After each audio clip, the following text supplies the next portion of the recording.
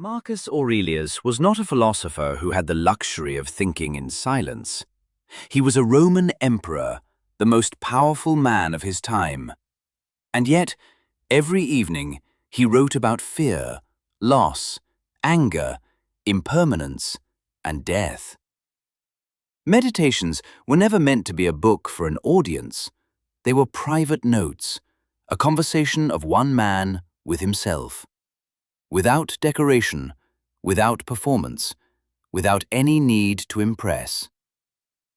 In a world shaped by war, plague, betrayal, and constant political pressure, Marcus Aurelius searched for only one thing: how to remain calm, just, and rational, regardless of circumstances.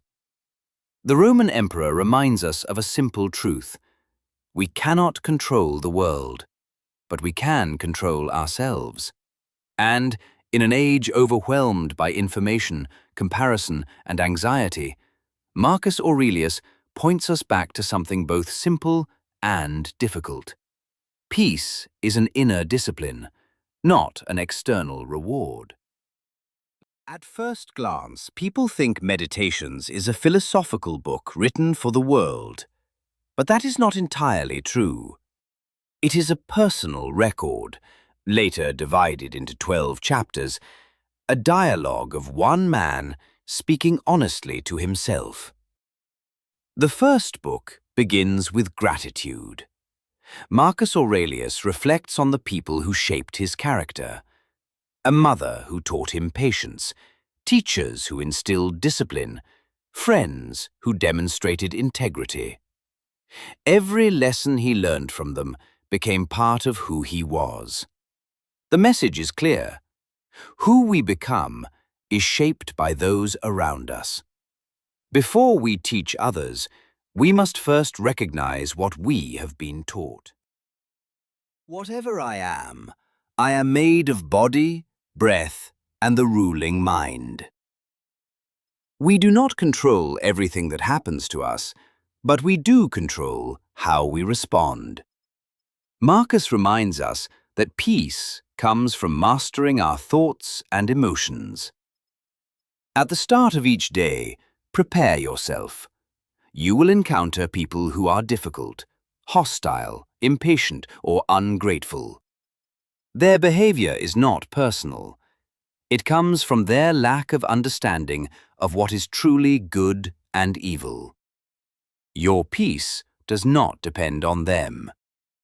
You can remain calm, kind, and composed, regardless of their negativity. Every situation becomes a chance to practice reason and restraint, not impulsiveness.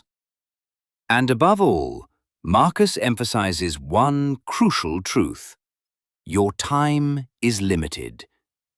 If you do not use it to clarify your mind and act with purpose, it will pass, and with it, the opportunity it carried. Once lost, it does not return. Some things are beyond our control, and only when we accept this do we stop fighting our own minds. Life brings events outside our power: illness, loss, the choices of others. Resisting them is pointless. Peace comes when we accept what we cannot change and focus our energy on what we can: our character and our actions. Marcus points out that life's shortness is precisely what gives it value. This is why he emphasizes the self-sufficiency of the mind: a mind that governs impulses, observes thoughts, and acts with care toward others. True strength lies not in what we display to others, but in what we do when no one is watching. Be honest, just, and consistent, especially in private.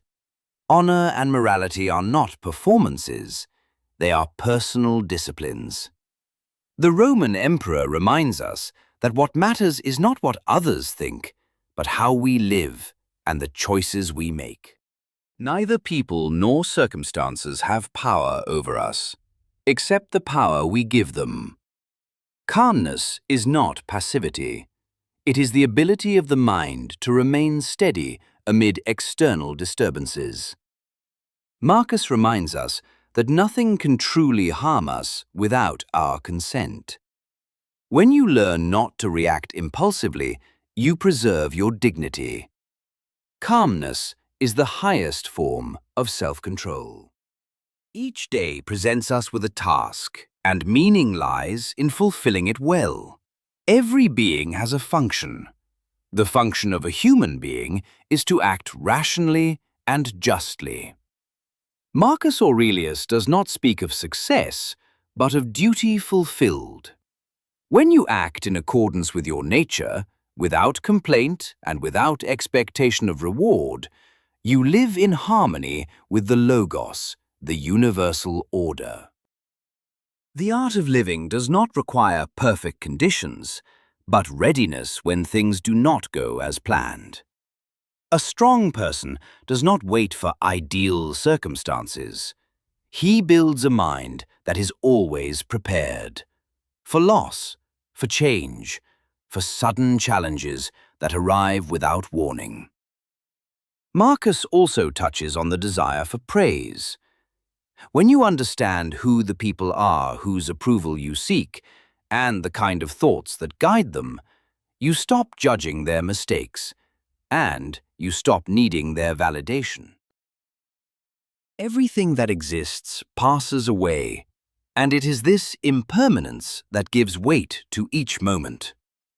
All things are temporary: the body, status, success, even the memory of us.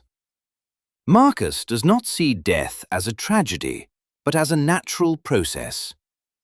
Accepting impermanence and living in harmony with nature, aware of our limited time, makes life more meaningful. Life is built gradually, act by act, and it is enough that each one is done as well as possible. The only time you truly possess is now. Everything else is thought.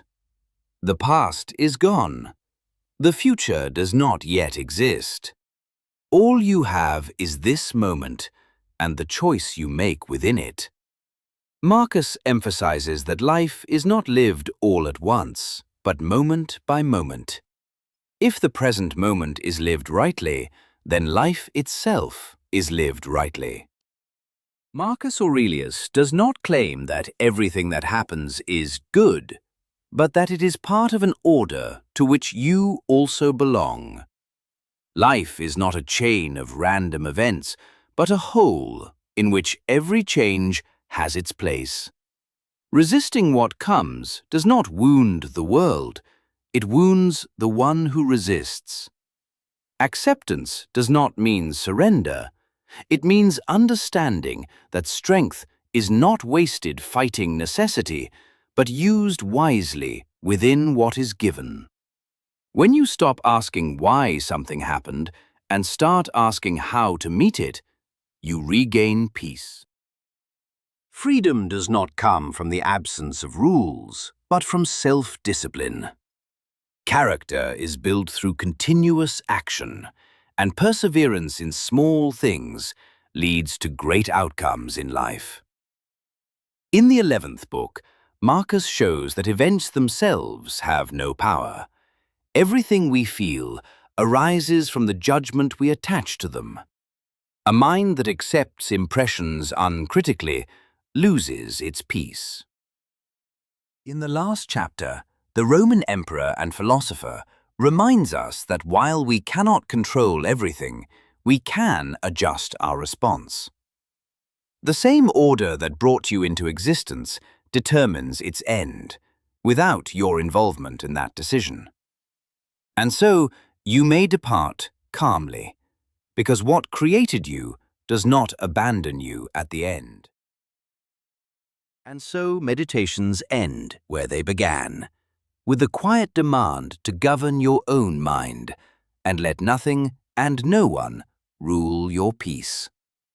Every moment is an opportunity to act justly and rationally. Stand firm, act with courage, and become the master of your life today.